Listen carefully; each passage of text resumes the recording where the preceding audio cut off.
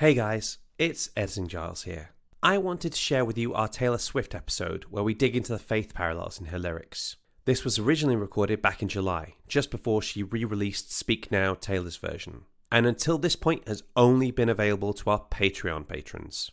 But I thought it was time to share it with all of our listeners. If you'd like to hear more, including all of our bonus content, special episodes, extended interviews, etc., just go to www.patreon.com/The God in Film Podcast and sign up to our Bishop Waller-Bridge tier to hear more. And now, let's get on with the show.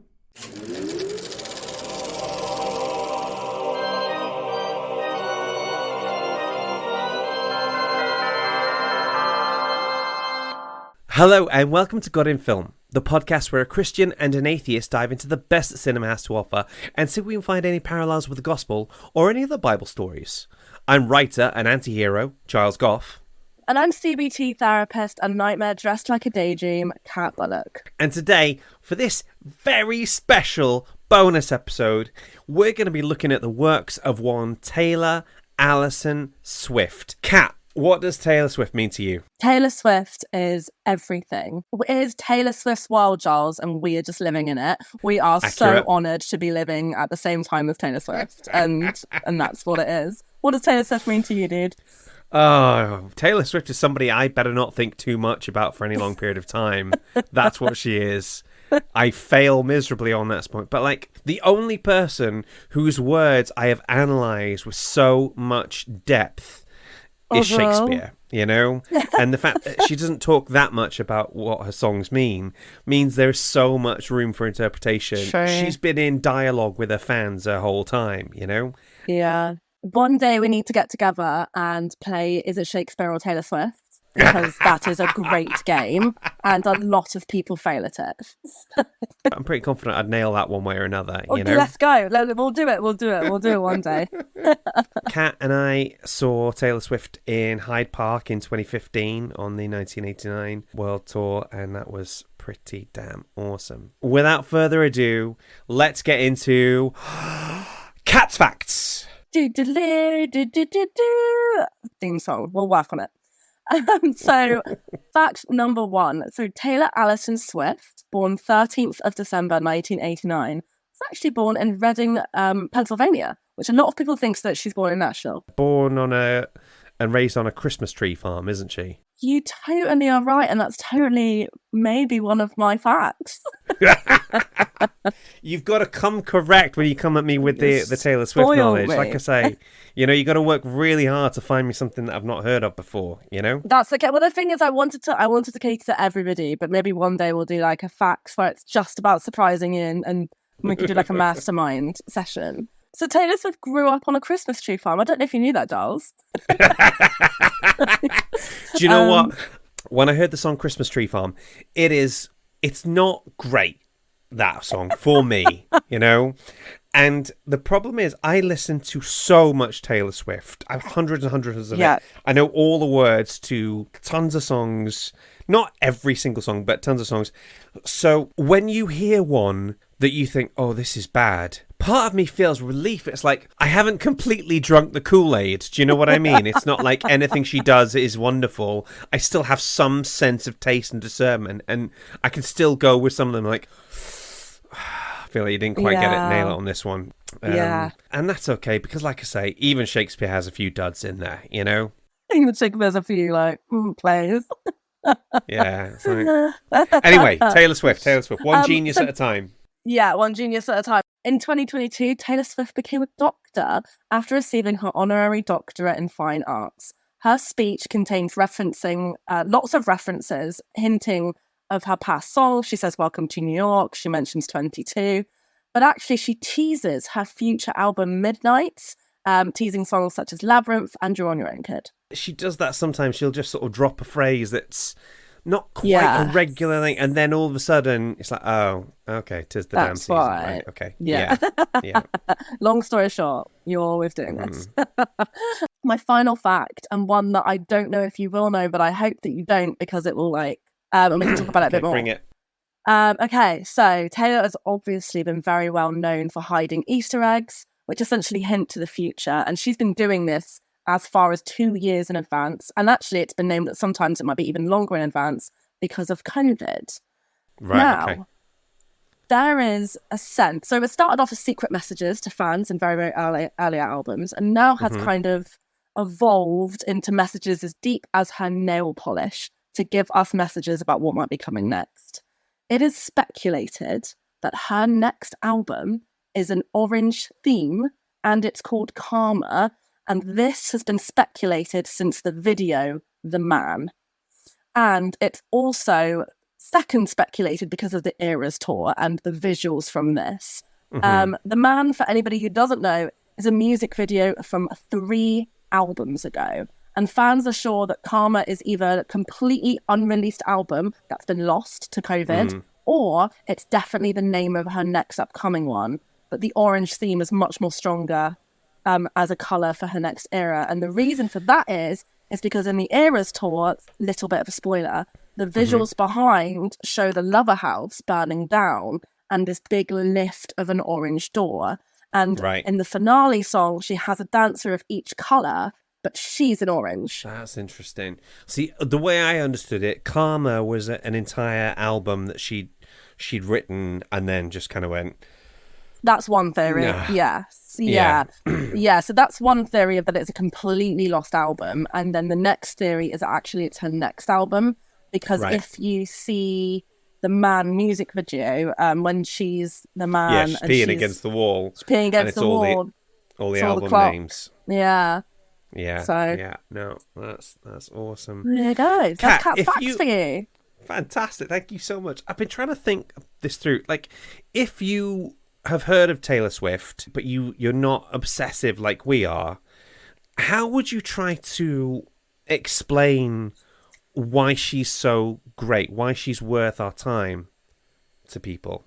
I think you have to completely introduce Taylor Swift as a caveat of Shake It Off is not her best work. So if you are going on, I don't like Taylor Swift because I think Shake It Off and Me are rubbish, then you are not giving her the time of day and a daylight. I think you would need to showcase All Too Well. I think you would need to showcase the songs that become relatable to the individual and the mastery of songwriting. So if you're basing your opinion on Taylor Swift because of her album or her single releases, then just try it out. Don't base your opinion on Taylor Swift based on Shake It Off, I Knew You Were Trouble, and Me. You know, go into her album. It's fascinating you said that because I often feel like her lead singles from her albums tend to be some of her weakest. Shake It Off and I Knew You Were Trouble. And I Knew You Were Trouble. Just... it's like, this is... They're fine. They're fine. They're great bops. They're radio bops. That's what they are. They're radio hit bops. Yeah. Like Shake It Off's great, but every time I hear that like snare drum in the disco, I do like a little bit because I'm, you request Taylor Swift at the DJ and then you walk away going, oh, I gotta play Shake It Off. Actually, I probably shouldn't have asked him that. Yeah, but I mean, like, you don't want to ask the DJ to play Taylor Swift and then he plays the All Too Well 10-minute version, are you? You know, no, I do. Like, that's exactly what I want, actually, Giles. Hey, I'm feeling quite sad and I'm going to go have a think about my life. My wife Claire is not really one for clubbing. The only time I've gotten her out to go to a club anywhere was for a club night called Swiftageddon. Yeah. They played all Taylor Swift songs back to back and that was it and it was wonderful. That setup, the fact that Taylor has allowed that to happen because they would have had to have asked her or her team because they're making money off of just playing their songs is incredible. The fact they've taken over nightclubs to be able to do that. I mean, what a job. What a job. And why did we not think of that? Because we like to be in bed by 10. So it's true. We have children who need to be in bed by 8. That's why. Anyway, without further ado, let's get into finding their faith in the film. Finding the faith in the film. Nice. Nicely done. Thanks. So I really wanted to do this episode on Taylor Swift. Firstly, because I haven't heard any Christian commentators say many nice things about her, you know? A lot of them seem to create these intense straw man arguments and then spend way too long taking that apart. And I wanted to analyse her work from the perspective of someone who is a fan and a Christian. Those two things aren't antithetical in any way. And secondly, I absolutely freaking adore talking about Taylor Swift. And to be honest, Kat, you're the only person who I think could stand listening to me talk about this for so long. You know, all the time, and any day of the week, any hour of the week, whether it's 3 a.m. or 6 p.m. Charles, I'm here for you, babe. I'm here for you. So we're going to jump around a little bit on this one, but we're going to start with an actual film, which I guess kind of makes sense for a podcast with film in the title. So I thought we'd start with Miss Americana, which was the documentary that was released on Netflix in 2020. And I think you've probably got an idea where I'm going to go with this one. There's one point in the film where she's talking about endorsing two Democratic congressional candidates. It's like a 2018 clip. This is post Trump being elected, and she's wondering. She basically really wants to make a political statement in favor of these two Democrats. And some of her management team are worrying about the concert figures being halved. Her father, Scott Swift, rightly puts forward some real concerns that this might ignite some right-wing stalkers to come after her or make an attempt on her life. And everybody's genuinely concerned about her safety.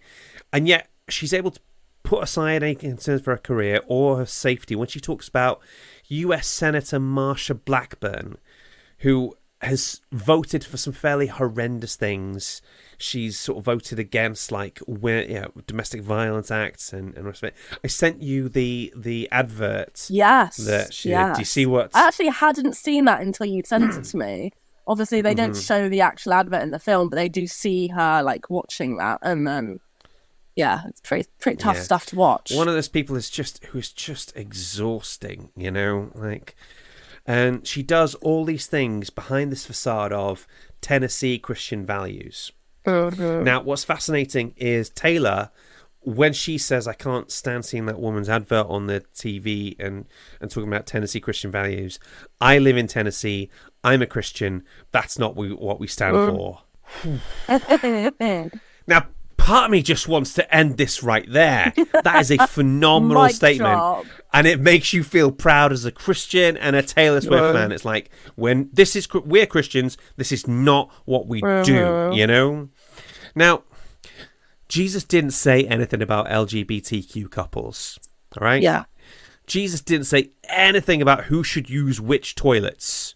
Yeah. But Jesus was very, very, very clear about standing up for the rights of oppressed people. I'll give you a quick one. Matthew 25:35-40 says, For I was hungry, and you gave me something to eat. I was thirsty, and you gave me something to drink. I was a stranger, and you invited me in. I needed clothes, and you clothed me. I was sick, and you looked after me. I was in prison, and you came to visit me. Then the righteous will say to him, Lord, when did we see you hungry and feed you, or give you something to drink? When did we see you a stranger, invite you in, or needing clothes and clothe you? When did we see you sick or in prison and go to visit you? And the king will reply, Truly, I tell you, whatever you did for one of the least of my brothers and sisters, you did for me. Anything you do for somebody who is in need, that counts as something you did for Jesus. You know, it is abundantly clear, you know. So now it's true that Jesus doesn't explicitly name different people groups, but he keeps it deliberately wide, because if someone is in need of help, you help them. That is a Christ-like value, you know. Yeah. And whilst you could definitely find biblical scripture that can support your homophobia, you cannot find anything Christ-like that will support it. You know? Yeah. I'm going to get off my soapbox now, because otherwise it was a beautiful soapbox, though. It was great. And you're right there with her. What I wanted to do is get into what I really want to talk about, because Taylor identifies as a Christian in that clip, and I want to examine that within her body of work that is the rest of her discography, and really unpick that apart and be like, what exactly does that mean? And for me to do that, we've got to go like pretty much all the way back to the start. Okay? Yes. Okay. So for this, I wanted to go all the way back to the Taylor Swift Holiday Collection, which was, I kid you not, which is an EP. It was first released as like a Target exclusive in October 2007.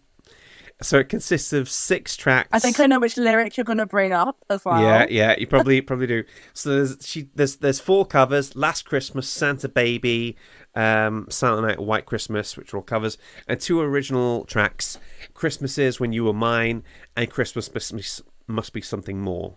Yeah. Now, I think Christmas Is When You Were Mine is pretty great. You know, it is. It's so sweet. It's adorable, but unfortunately, the one I want to talk about is Christmas Must Be Something More. So, like I say, I want to talk about Christmas Must Be Something More. Swift is the only one to have a writing credit on this particular track. And before I get into this, I want to put in some caveats.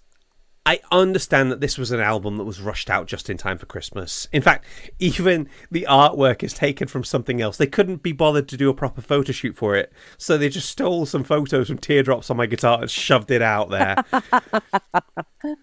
So I get that when we're working to a really tight deadline that has to fit certain criteria, we're not going to produce our best work. I've been there. We all have. And secondly, you have to factor in that she was only 18 when she's writing this track. And she'd released some bangers at this point, but I still think we could count this as part of a juvenilia, if you will. The only people who are writing some of their best work at 18 are Mary Shelley and George Michael, as best as I can tell, you know? With all that said, let me tell you why this bugs the hell out of me. In the chorus, it says, "You'd see that today holds something special, something holy, not superficial. So here's to the birthday boy who saved our lives." So. Okay. So different soapbox is about to intrude now. You know, this is said with love. With our obvious theological hats on. Jesus didn't save our lives. You know, there are plenty of cases where following Jesus actually costs you your life, you know? Jesus saved our souls, which is a whole different thing. Secondly, referring to him as the birthday boy just kind of makes me want to throw up in my mouth a little bit. Yeah. It's a term that really lacks the reverence and the respect he's due. So, like, I remember when I was at uni, and I remember hearing a talk where somebody said, Jesus is your friend, but he's not your mate. You know, he loves you, he's close to you, he cares about you, but he's not someone you can treat like anybody else. Jesus is literally the universe packing itself into a human body because he wants to have a conversation with humanity. Like, the mind-bendingness of that is just too difficult to get your head around. So calling them the birthday boy just feels a bit weird. And I think this speaks to something we're going to unpack a bit more, is that at this point, in her career, Taylor's living in Nashville, Tennessee, which is part of the Bible Belt. You've heard that term before, right? Yeah, and I've visited North Carolina, which is also part of the Bible Belt. Yeah. So in these places, I'm pretty sure Christianity has got to be presented as hegemonic, you know? It's so ingrained into the culture that people see themselves as Christians without necessarily thinking about what that means. And that is so weird to me, because I became a Christian in the 90s, like pre-internet, and I was bullied mercilessly for it, you know, like kids in year 9 were just absolutely horrible to me. Savages. Children are savages. Can confirm. So the idea of it being everywhere seems appealing until you realise that Christianity was never really meant to be mainstream like that. Do you know what I mean? Yeah. Christianity was never meant to be something that everybody could say they were without giving a lot of thought to what it was.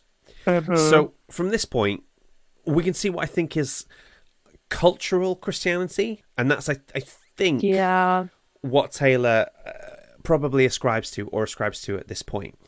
Okay? And lastly, a song about how Christmas has gotten so commercial these days, being released on a rushed-out album that is a shameless cash grab, seems to be an irony that absolutely nobody else noticed, you know? I love it. Well, that's it. Like, I know I've given young Taylor Swift a hard time, but even when she was younger than this, she sang and recorded a track called "Didn't They?" You've heard that one, haven't you? Yes, yeah. Yeah, that was one of those ones that kind of it's never been released on a studio album, but I think it got leaked onto the internet in about 2013, and it's a reflection on like 9/11 and Columbine from a Christian perspective, and it's basically just screaming out at God saying, didn't they call you, didn't they need you bad enough, was there some reason I'm not aware of? And it's brilliant. Do you know what I mean? Yeah. It's like the book of Job couldn't do better, you know, like the Psalms of David couldn't nail that quite as well. It's brilliant. She wrote this, we think, as like a preteen, which is blows my mind, you know. Smart kid. Yeah. So Swift has never commented on the track publicly, which is a shame because it has shades of the level of rage and outbreak that we'll see in a much later works. So that's early Swift taken care of. Yeah. And there's something else I wanted to point out. Being a celebrity and being a Christian is really, really freaking difficult. Yeah. It's a high wire act for which, for people in the music industry, they can and often do fall off. Either you set yourself up to be following certain set of ideals, and like the moment you fall short of them, the media will absolutely categorically nail you for it. Yeah, 100%. Like, here's a good example. Like, do you remember in the late 90s? I mean, I don't know how much you remember the late 90s, but Britney Spears, right? Yeah. Britney Spears says she's not going to have sex before marriage, and as a result, every single interview, every single article asks about this and talks about this. They're always referencing it. Yeah. The mainstream media took a really unhealthy obsession in a teenage girl's sex life. And same with the Jonas Brothers as well, when they had the rings, and they were asked about it all the time. And as soon as they had a girlfriend, or as soon as they were filmed without the ring, it was like, oh, have you broken your little truce that you had? Have you, you know... It's very quick to look at the detail and call them out on that. And see, I was sort of pulled into the sort of purity culture of the time, and we didn't have rings, but we did have like a little credit card, like a True Love Waits credit card. So you could have, it was lovely. You kept it as a reminder. It was in your wallet, so nobody else saw it, but you got to see it. Nobody else saw it, but you got to see it. Yeah. Maybe they should have done that, and maybe Britney should have done that. Yeah. So the flip side to it is, if you say you're a Christian and you do things that are consistent with Christian values, people think you're preaching at them, you know? So Bono from U2 is pretty established as being a Christian. And over the years, he's done a lot of charity work or work as a goodwill ambassador for various causes. And people kind of hate him for it, you know? U2 get treated like the butt of the joke or as being holier than thou. Yeah. And they're effectively put in an impossible position. So it doesn't surprise me that Taylor Swift does not want to put her religious beliefs front and center, because you get secular media criticizing you for being too Christian. You get Christian evangelicals criticize you for not being Christian enough. It is a lose-lose, you know? Yeah. And also as well, Scott Swift is essentially saying all those things to her, but then it becomes a political argument, that becomes a societal argument, and it becomes, well, when you're of that amount of celebrity, like you said, when it comes to Britney, it becomes an unhealthy topic to scrutinize somebody about. Yeah, 100%. And it's like, we want our pop stars to be pop stars. Do you know what I mean? We want our rock stars to be, we want them to kick ass and be cool as hell. And it's really hard to do that when you're like, okay, just before we get started, everyone, let's have a quick pray. You know, it doesn't quite... It doesn't quite send the right gel. vibes for the Green Day concert, you know? Yeah. So when we listen to Swift today, it sounds like someone who was, and this is total supposition. We've never spent any time on the podcast talking about one specific person's faith in this much detail before, and we probably won't get a chance to do it again. But when we listen to Swift today, it sounds like someone who has deconstructed their faith and come out of it not really knowing what they believe. Do you know what I mean? 100%. And I think that she agrees with that. She's said at secret sessions that she sees herself more as an atheist. She's seen But then we see the Miss Americana, where she's saying, I'm a Christian, I'm from Tennessee. So she absolutely is, playing with that idea. I guess exploring what that means to her, what different things mean to her, what her values are around that. I totally missed the atheist thing in the secret sessions. I think somebody asked her because someone noted that she actually doesn't make any religious reference in the album 1989. She completely steers against it. So then she was asked and she said that she is exploring and she can't say for definite, but she would probably be more atheist. But I don't know. The thing is, I think there's that journey, isn't there, of like you were saying, that celebrities fall very short of being boxed into whatever they say at one particular time in one particular timeline. And so she's likely stepped away from that because there is a sense of her exploring as she's grown up what that means to her. She's been in the public eye since she was 15, and so she's going to learn different things, know different things, do different things. And it seems like you said, her earlier catalogue certainly attunes her to Christianity, and then later on we get into that deconstructed. Is she seeing religion as something else? Is she valuing different things? Is there a part of her that's very religious in her values of life and very differently in the way that she writes music, or the way that she sees love, or things like that? Yeah. As a Christian who is also thinks of themselves as an artist in some way, shape or form, I have this problem as well. Like, how much of myself can I actually put out there? And how much do I have to worry, like, what are people at church going to think about me? Like, how much am I going to get to talk about, like, sex, or how much, how angry somebody makes me? And you have to, like, you're constantly trying to have to self-censor yourself, and it's exhausting sometimes, So I can understand why you would want to keep those two things really separate. Do you know what? Yeah. Where sort of modern Swift reminds me of at the moment. We said all the way back in our Indiana Jones episode that Spielberg and Lucas seem to, like, raid the toy box of religious iconography without ever really focusing on anything in any particular depth. And I feel like Swift has done something similar. You can hear in her songs, they are absolutely peppered with religious phrases or meaning without ever really getting into in depth. Can you think of any examples? Yes, I've got quite a few. I can think of even a video that literally shows it in our face and then never goes into much depth, which is the Blank Space video where she bites the apple. And it's a very, very peppery Adam and Eve. I'm about to go into this evil. I'm the nightmare. I'm the evil sinner. But also the lyrics, magic, madness, heaven, sin. Yeah. But for me, I think the big one quite recently is in Soon You'll Get Better. Which do you know what? I was hoping you'd talk about this. I've got this on my list I want to go for. So go on. What are you going to say? A sad, sad song. So I think this pertains to the idea that people turn to religion in crisis. Or turn to God in crisis. And do you want to just explain to people what it's about? Yes. So Soon You'll Get Better is a song that was written to her mum because her mum currently is battling brain cancer. Mum has a brain tumour. It's very low key. They haven't really detailed much about it, but she's had it for a couple of years now. So I think she's getting the right. She's Taylor Swift. Of course, her mum's getting the right treatment. Her name is Andrea.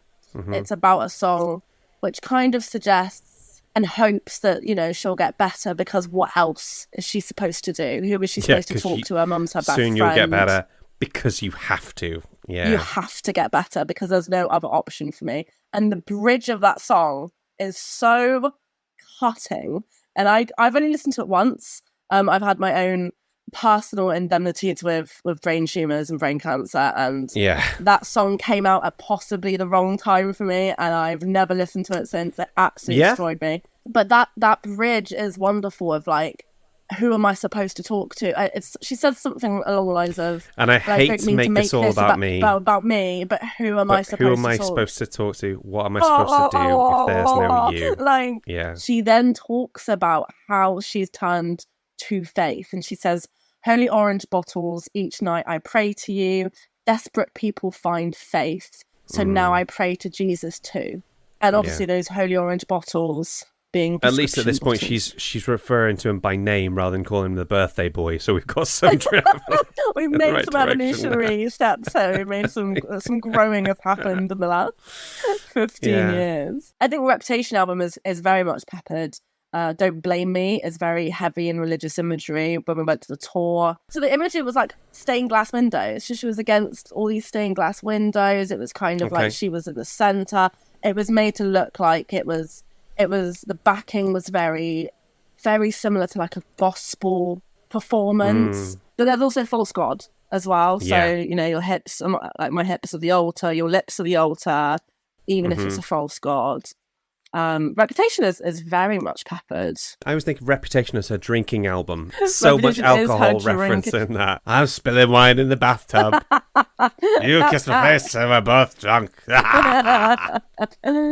Yeah, she talks about yes, it is definitely her drinking album. Like, this kind of backs up my feeling of like, she's talking about magic, madness, heaven, sin. We've talked about angels. We've got sort of devils. It's very Sunday school theology. Yeah. Do you know what I mean? It's stuff that is front and center in the public consciousness. She's not talking about anything even a little bit sort of obscure. She's not talking about Meshach, Shadrach, and Abednego or Daniel in the lion's den. It's all stuff that if I'd learned nothing new about God and Jesus from my Catholic education, you would already know it. And it's the false God thing. There's a line. What? Something. It became my religion. I hope I never. Cornelia Street. It's Cornelia. Yeah, I was gonna say. Secret New Beginnings. Hang on, let me get this. New Beginnings. Thank you. Sorry, misheard that one. That became my religion. Yeah. Yes. And that's really interesting because it doesn't seem unreasonable to say that Taylor Swift puts a lot of focus on romantic love, and for her, I think she's looking for that kind of salvation in the romantic love with another human being, and I think you'll always struggle with that, but that would be, if I had to guess, that's where I think she's probably at. Yeah, kind of say that you're 100% right there, and I think I'd say you're 100% right on her deconstructing the idea of her own religion and playing with different ways. Another one I wanted to look at was the line, it's from the 3 a.m. edition of the Midnights, and it's bigger than the whole sky. Yeah. And if you were trying to explain what bigger than the whole sky is about to somebody, where would you start? If you would start generally, you would say it's about an ending. If you're a Swiftie, it potentially references a miscarriage. That's how I read it. And obviously there are different ways of reading it, and we are not speculating as to what's going on in her private life there, because she's capable of writing in character, she's capable of writing in role. She could have had a conversation with a friend. We saw with Ronan, she wrote one of the most heartbreaking songs in this world or any other based on reading a magazine article. I listened to that song once and I was like, never again. Well, I listened to it whilst it was like nap time for Riley. I literally had my 1-year-old asleep on my chest at the time, and I was like, okay, right. That's like the Candle in the Wind Elton John version of that song. Like, It's like, nope, not having it.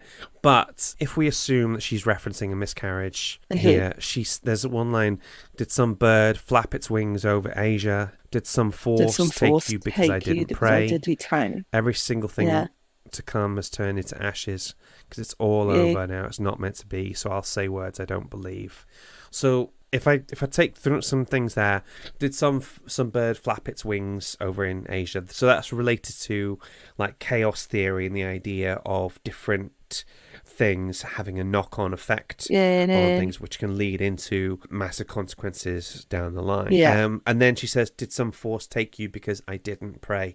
Now it's interesting. That cultural Christianity that's still latent in there stops her from saying God. Some force. She can't bring us up, but because she's she says, completely because I didn't pray. Now, that is not a theological statement.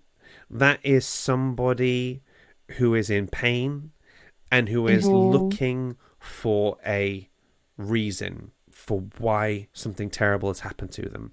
And something we talked about in the last series is that if somebody is coming to you saying, why did God let this happen? They're not actually asking for a theological breakdown of something. What they really need is some comfort and somebody to tell them, I don't know why this happened. I'm so sorry. All I can tell you is that God loves you. Would you like a hug and possibly a biscuit? It's not... Possibly a biscuit if we have them in. If we don't, it's just the hug. I could just go to the shop. I might have to go to the spa. It might be a rich tea. Hobnob. Bless. Whenever Claire's feeling sad or a bit weepy or whatever, we have this thing where she'll stand in the living room, hold one end of a blanket, and I'll sort of spin her around until she's a little sushi roll. And then sit her on the sofa, bring her snacks and drinks, and just leave her to watch whatever she wants to watch on she's TV. Just but that's just like the unexploded bomb right now in the corner. Just we need to be careful with her. Yeah, she's feeling very delicate. Which leave her alone. It's all fine. Bigger Than the Horse Guy is another song that I can't listen to too many times. No, definitely not. And also pertains to the idea that she, as well, I think you're right on the money with this idea that she is losing her sense as religion or has lost it along the way and is trying to, because she has admitted there, because I didn't pray. So there's a sense of, well, I used to, and did you take this from me because I've stopped? But again, look at the juxtaposition. Did some force take you because I didn't pray comes right after did some bird flap its wings over in Asia. So it's like, did God do this or was this chaos theory? This isn't somebody developing a coherent theological argument. This is somebody flailing. Yes, 100%. Yeah. It underscores this thing for me of somebody who's deconstructed their faith, who doesn't know, who genuinely doesn't know what I always feel like I don't really mind where you come down on the question of is there a God or isn't there, but I do expect you to spend time thinking about it, and I do expect you to come up with a coherent thing, because it matters, whichever way you look at it definitely matters. So we've got these two Taylors, haven't we?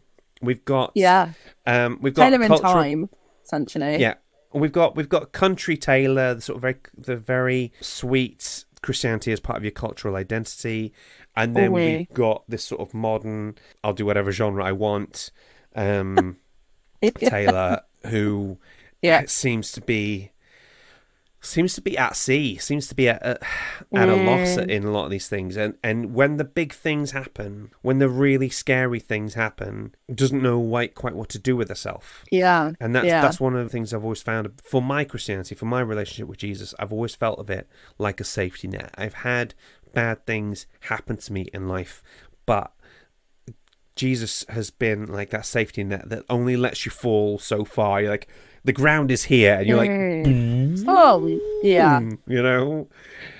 So what I'm interested in is there an inflection point? Is there a point we can look at and go, here's where it changed, and here's where it was? And my theory is an old one and a new one, because I think we got some insight into it in Would've, Should've, Could've, which is one of the 3 a.m. tracks on Midnight, her latest new album. Kat, if you had to explain to somebody what Would've, Should've, Could've is, what would you say? Would've, Should've, Could've is a song about how a very short time relationship has been filled with regret and has maimed her in some way. And it has been a sense of she has spent a long, long time, longer than the relationship itself, healing and trying to put together her feelings, her upset about that. And if she would have known, she'd have never have done it in the first place. But she still enjoyed the relationship. It was still meaningful to her despite the pain. So there's that conflict of this was her, because she says it was heaven. The pain was heaven. But I regret you all the time. So it's that forbidden fruit. He is forbidden fruit. That's what he is. It was. I see where you're coming from with that line. I'm not sure if I would have come to the same conclusion about enjoying the relationship. I think a relationship can be something that it doesn't work. It's not working for you, but you don't know how to get out, and it's not. So we're not on the tipping point of like an abusive relationship, but we're not flipping far off, I think you're right. I don't think she necessarily enjoyed the relationship, but it was more about I think she enjoyed what it could have been. Yeah. Not what it was. So for some context, John Mayer was quite a big star over in the States. He never really had quite the same crossover over here in the same way, but one of them approached the other over Twitter, and they ended up in a relationship when she was 19 and he was 32. That's a red flag, That's so high-key grooming right there. Demi Lovato would have something to say about that. It's not illegal, but it's creepy as hell. The power imbalance is What's the thing that Philip great. Schofield just recently said? It's not illegal. It's just not. Very unwise. That's it. Unwise, but not illegal. Now, if you look at this here, this song has probably more biblical imagery thrown into it than any other Taylor Swift track. And If I Was a Child didn't matter. If you got to wash your hands. So that's a reference to Pontius Pilate washing his hands of Jesus' execution. He famously washes his hands because he wants to say, I've got nothing to do with this. Yeah. And then she says, all I used to do was pray. Would have, could have, should have, if you never looked my way. I would have stayed on my knees, and I damn sure never would have danced with the devil.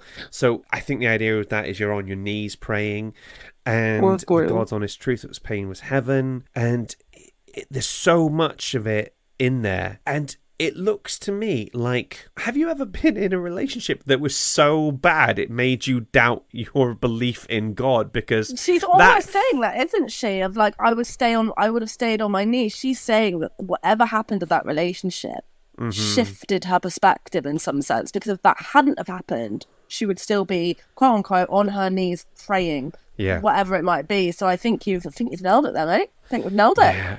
Like, the last thing you want a woman to say about you, or anybody for that matter, is I regret you all the time. Like, if you're one of Taylor Swift's exes, there is a spectrum of songs that you want written about you. Ooh, yeah. On the sort of good end is the Back to December style sort of thing. Oh, yeah. And then heading down to the sort of the bad end is the I forgot that you existed. And then past the bad end in the sort of the basement.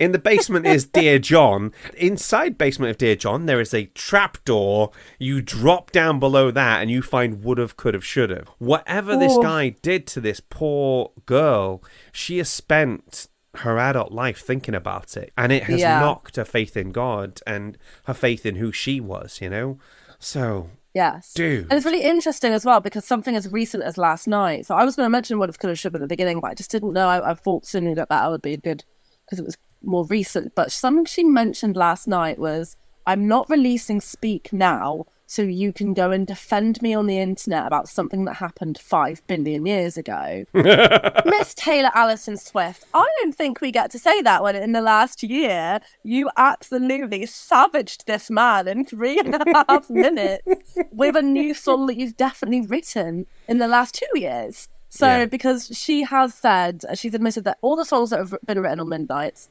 are about the last 10 years, but she's written them recently. They all pepper into her life, or they were ideas that she had at the time, or they were songs where when she's up late at night at midnight. It's a concept album, isn't it? 100%. In the same way that Speak Now is a concept album where it's letters to different people. This is like people that kept me up at night. Yes. So the point I wanted to end with on the Find of the Faith in the film is that I need it to be very clear. I need people to understand exactly what I say when I say that being a Christian and being a good person is not synonymous. It is not. If I say somebody is not a Christian, it is not a judgment call as to their character.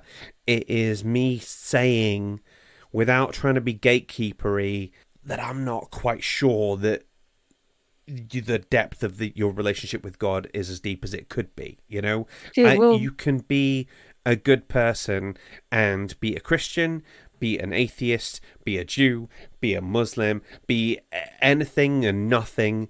The two things are not connected. They are. There is not nearly as much overlap as I'd like there to be, you know? So if I say that I don't think Taylor Swift is a Christian, I'm not saying she's a bad person. I'm saying that it hasn't been made real to her yet. Does that make sense? Yeah. Yeah. But I can't wait to see where she goes with it next. So I hope she never stops, but you know. Yeah, 100%. Hey guys, it's Editing Giles here. Just to say that for all intents and purposes, this is the end of the podcast. What follows is utterly self-indulgent and probably not of much interest to anyone but die-hard Swifties. You can just stop now and just go about your day in peace. But if you do choose to keep listening and you find our relentless fangirling a bit tiresome, well, that's on you. So that wraps up our Finding the Faith in the film, and we are going to be thoroughly self-indulgent at this point, and me and Kat are going to talk about our top 10 list of Taylor Swift songs. Okay. I might cut this out, I might not. What are we doing? Are we going like one each? We'll do like one each at a time as we go, and we'll just talk about them as they come up. Okay. So do you want to start with your number 10? I do, but I also want to talk to you first and foremost about the experience of doing this as a Swiftie. Because, like you said, you haven't completely drank the Kool-Aid, but there is a sense here that there is not a top 10. Yeah. Really. I culled three. One of the songs I culled from my top 10 was Would Have, Could Have, Should Have. I put it in and I was like, Yeah. So, yeah. It's tough stuff. So how was it for you making this list? I took the process of whatever comes into my head is the right answer, because you could sort of weigh up the relative merits of them, and you could drive yourself insane. And I've spent a good chunk of my day sort of going through like, okay, well, is this song going to bother my top 10? Is it? Nope, that's definitely not. And there's loads that I've left out now that I'm thinking that I'm left. So number 10 I went for was Clean. Oh my gosh, I've forgotten Clean, and I love Clean. Okay. You and I saw Clean live. Do you remember? Her and her back in the... They rise up into the air on the Clean stage. Is one of my favourite songs, and I might have to call one quickly. Okay, no, you can't. No, okay. So my number 10, although it's in no particular order, apart from probably the top 2, is The One. It might get cold for Clean, to be fair. Okay, all right, yeah. I think as well, when you listen to music, context matters when a song is your favourite song. This song came out weeks after a very, very, very difficult relationship breakdown. And I had bless her soul, the album release came out at midnight or 5 a.m. our time. 10 a.m. re-texted me and she said, "Are you okay? Because I've just listened to the first album, like the first track of the first album, and I thought of you." And I was like, for your friend to message you about a Taylor Swift, when she's not a Taylor Swift fan, she doesn't love Taylor Swift. Never flipping messaged me about any Taylor Swift tracks. You'll have to take that up with her, I'm afraid. But that's the first time that someone's gone, "I thought of you during that song because you've just been through." So I think that's more the context, but I think it's such a beautiful... Wouldn't it have been fun if you were the one? See...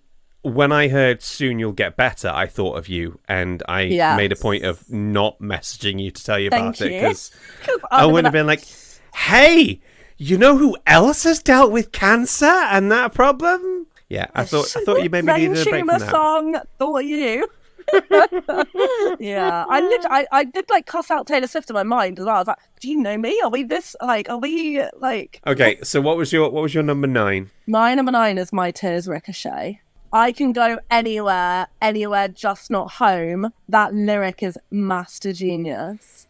And the whole imagery concept of the fact that someone can be your best friend and then instantaneously be the person who puts you in your own feet, like who is the reason that you've died in some sense, but they're there at the wake. See, I always thought of that as the song about like Scott Borchetta, I think the head of Big Machine, because she talks about stolen lullabies and all this sort of stuff. And I think because I heard that interpretation so early on, I never really got to hear it to think of it any other way. She explains it in the long porn sessions that it's about someone being the person who's your best friend, but can also be the person who absolutely destroys you, and then somehow turns up at your wake like they belong there. Yeah.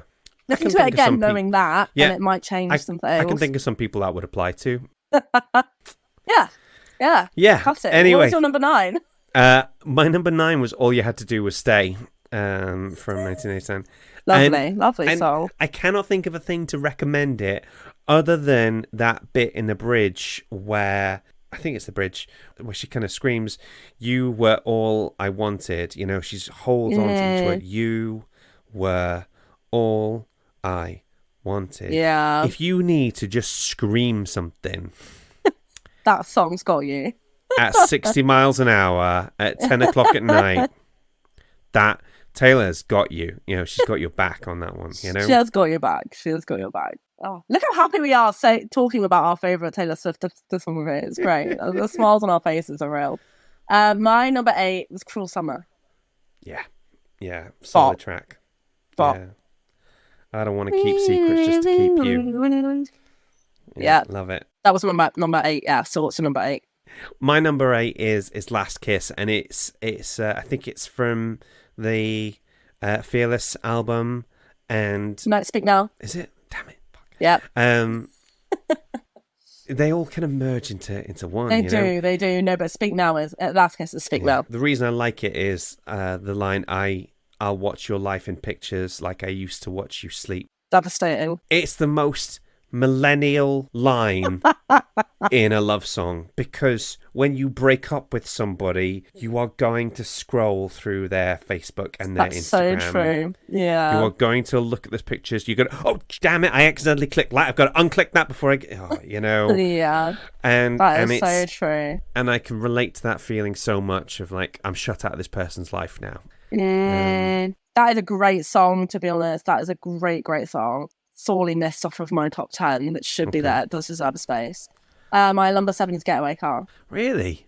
Do you know what? A lot of people say that, and it pains me, Giles. It gives me the upsets. Yeah, it's fine. It's a solid Bonnie and Clyde song, and okay, all right. Yeah. For me, I think I'm going to win on this one, because for number 7, I had Style. Fair enough. Yeah. If you're one of Taylor Swift's exes, this is the song that you want written about you. Do you think? Yeah. I think if you want it, you want... Yeah, because it's a very ego, like, you are amazing. Good for Harry Styles. We never go out of style. There's that line, see, I've heard that you've been out and about with some other girls. You said what you said is true, but I can't stop thinking about you and she should stop there and go, that is such a flipping line. But she goes, yeah, I've been there too a few times,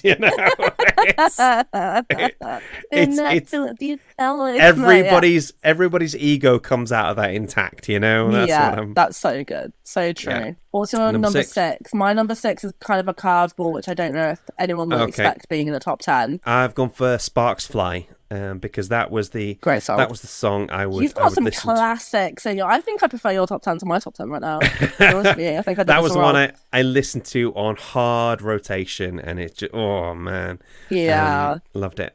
Go on, what's your number 6? Wonderland. Do you know what? I love Wonderland. I was so embarrassed because I thought I was a big Taylor Swift fan until I hung out with you, and I was like, oh, because she played when we went to see her in Hyde Park. She opened with Wonderland, and or New Romantics, and I didn't know either of them because the deluxe. So New Romantics, I had to cull from this list because I love New Romantics as well.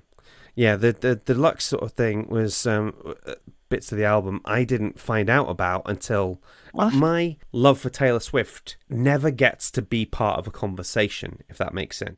As a man who is older, you kind of, well, I don't get flipping embarrassed by anything, but people aren't tripping over themselves to come and talk to you about it, Yeah, except for our WhatsApp chat, which trips over itself. Except for our WhatsApp chat. Yeah, 100%.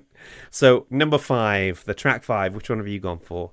I've gone for You Belong With Me. Yeah. Classic. I dressed up as it as well. When I went to Swift-Together, I dressed up as pajamas, and me and Ishi were there drawing little triangles, looking at the pictures, and it was such a good idea because I was in pajamas. I went to a nightclub in my pajamas. Yeah. Everybody was like, you look sick. And what I did was I carried pens with me, and the friends that I met in the bathroom or on the side, I was like, sign my shirt, because Taylor's got people's names all over the shirt. It was amazing, and it's such a good night. But yeah, no, You Belong With Me has always been one of those that just like you, my kind of process was like sticking down songs for me that felt like I just know off the top of my head, and You Belong With Me is always up there. 100%, 100%. Okay. My number 5 is Cornelia Street. Okay. I pulled that, and I was like, oh, I love Cornelia Street. That was obviously, that's one that's about Joe Alwyn, and meeting at some bar, and they're in a taxi, and she says, "I rent a place on Cornelia Street." But the whole hook of it is, I hope I never lose you. I hope it never ends. I'll never walk Cornelia Street again. So Joe Alwyn was like the longest relationship in her life of 6 years, and I was a bit heartbroken when the two of them broke up. I was like, no, I was a bit in disbelief, and then she, and what I found interesting with that is that she's still more or less at the beginning of a relationship there, and yet she's already anticipating the end. She's in fear of the end. I hope I never lose you. Amazing. Being married, you get that as well, you know? I really hope I never lose you. But I always assume that with me and Claire, it'll be death that takes us first, you know, before anything else. And obviously the other part of the reason I like it is that it reminds me of you, because when you went to New York, you went to Cornelia Street in the rain. In the rain, I got, and my boyfriend did the common mistake of not taking, you know, like as a boyfriend, as a husband, you're supposed to be like, no, he was like, tick, tick, click. He was like, we're done, come on, because there were so many people like, damn it, like someone else was waiting for me, and I was like, are you a Taylor Swift fan? And they were like, but it was in the pouring rain, and you were the first person that saw that other than us. Anyway, number 4, what did you have? Number 4 was mine. Mine, yeah. Love mine. And I remember that okay. Cornelia Street's a great one, but I love, like, mine was the first song I think that for me was the song I could not, when I first started loving Taylor Swift, because I found her at Love Story. It kind of like skipped out, got to Mine, and Mine was like, I was hard on Mine. I was like constantly playing it all the time. Yeah, fair. Yeah. What about you? What's your 4? 'Tis the Damn Season. Nice. Okay. Obviously, it's from Evermore. She's writing from the perspective of a woman who is going to become a famous actress. This is before she's become a famous actress, and she's gone back to her hometown for a school reunion, and she hooks up with her boyfriend, her high school boyfriend, for the weekend. Like, that is some in-depth storytelling, you know. Anything was like, okay, before you understand this, before you enjoy this song, you need to read this pamphlet. You know, it's the honestly, they're like, when she did the little desk interview, and they said, what are you going to do when you're like, now that you're happy, are you going to still be able to write songs? Because all of her songs are about her, apart from Folklore and Evermore, who they are like splatters of stories for other people. So the girl, you know, she wasn't going to be a singer-songwriter. She'd been an author, 1,000%. Well, that's still to come. She's already been filmed, you know, short film director. She's working on it on a film. The books will come in time, and I don't know. For me, that song is that sense of like loss and wishing you could get something back, even if it's just for the weekend. I love that. Yeah, good song. What was your number 3? Number 3 is out there, but I feel like this is disgustingly underrated, and it's high on my top 10, which is why it's number 3, and I'm still waiting. So sometimes I imagine this, Giles, because you are a filmmaker, sometimes I imagine making film with you and being in the actor and you filming it. And I've got this all planned out, by the way, for this particular song, and it's Right Where You Left Me. Oh, wow. So that's one of the later ones. Yeah, but sitting at that restaurant, having a dust perspective. And friends get married. Yeah. And she sort of brings a bit of the twang back, doesn't she, for that she song, does, she's got a little bit of country twang in it. But that song. Where You Left. Yeah, that was one of the bonus tracks for Evermore, wasn't it? It was, yeah. Yeah, because it was paired with... And she's got the other perspective. It was paired with Time to Go, but I much prefer Right Where You Left Me. Oh, see, So Right Where You Left Me is the perspective of her not being able to let go of the relationship. Time to Go is from the same relationship, but saying to herself, we left the restaurant, we're fine. It's time to That's go now. interesting.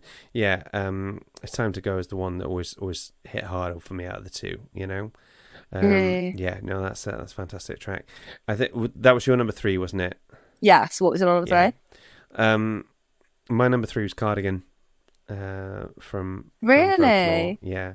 So Cardigan, so Folklore dropped a few days, maybe even less than a week after Riley was born. Okay. Oh, I And remember you telling me this. and I obviously whenever I hear whenever a new Taylor Swift album tracks, you're like, okay, all right, well I've got to carve some time out of my day now and listen to this. They like hold all my calls, and of course I'm doing this whilst swinging a Moses basket around the garden trying to get a newborn to sleep, and it became part of Riley's sleep playlist. It became the first song on Riley's sleep playlist. So if Riley fell asleep during Cardigan, then I was doing really well. If I had to keep going through until I was like a few tracks in and be like Maps by the Yeah Yeah Yeahs, then it had taken a while. You experience these songs autobiographically, don't you? You experience them. They almost separate from their lyrics and their individual meaning.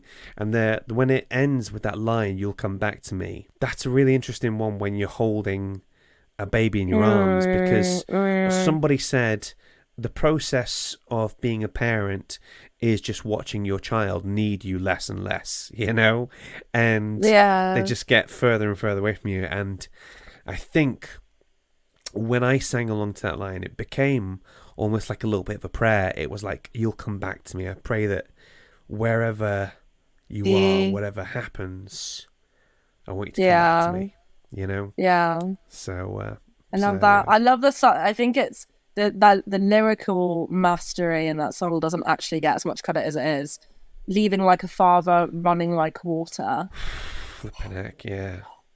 And hearing that as I've just become a father, part of me wants to be like, "Hey, how dare you?" No, that's right. No, that's actually incredibly fair. Okay, Anyway, top two, the biggies. Top two, the biggies. So I think I'm going to go down the aisle to this song. Okay. As an instrumental. That's my dream. And that would be Enchanted. Do you know what? Enchanted so nearly made my list. Oh gosh, I didn't make the list. It's fine. I've missed a couple of mine as well. But I just love it. It so nearly made my list because it sort of summed up a lot of the night I met Claire, that I just met her at this wedding, and it's like, please don't be in love with somebody else. Please don't have someone waiting on you. My number two was Lover. The eponymous track from the album, and it's a ridiculous song. We could leave the Christmas lights up till January. Well, Taylor, everybody leaves the Christmas lights up till January. You don't. That's the beauty of it, though. It's supposed to be mundane. Like that's what she says. Because someone queried her on it. It was like, "Doesn't everybody?" And she was like, "That's the point." And apparently, she did have the lyric, "We can leave the Christmas lights up until April," and she was like, "It makes more sense that you're more in love when everything is mundane." Yeah, she said like, "Well, we could paint that wall that color." It's like it's when the two of you together and you're in your own domestic space and you get to set the rules, you get to create the culture and all that sort of thing. Mm-hmm. We've always tried to cultivate a feeling that when you're at our house, you don't have to put on any airs and graces. You can just be at our house and you can just be you. And that's what this reminds me of. Actually, the main thing it reminds me of is, again, Riley was born on the 18th of July. Our wedding anniversary is the 22nd of July, and Lover had become such a big track for me and Claire. It had kind of become our song, which was a shame because we already had a song that was Heroes by David Bowie, and like Heroes now had to like squidge up and make space for Lover. And I will always remember our wedding anniversary in Withenshaw maternity ward because Riley didn't breathe properly when he was born, so they had to keep him in for like 5 nights.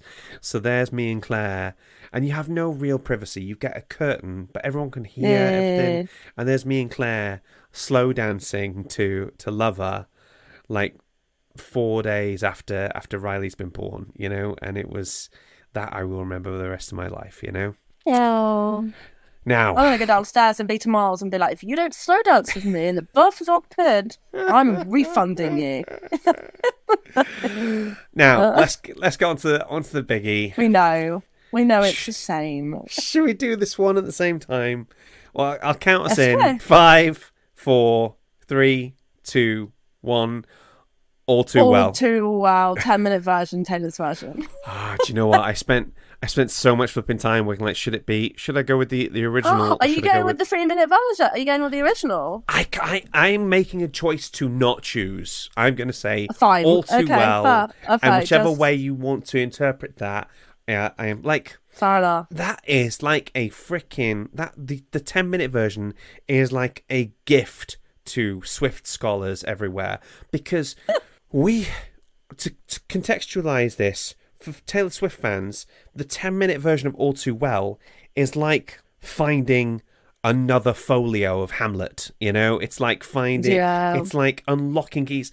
When I heard that song, I couldn't listen to The Moment I Knew in the same way ever again, you know? It changes so much, doesn't it? Yeah, the lyrics, you kept me like a secret, but I kept you like an oath.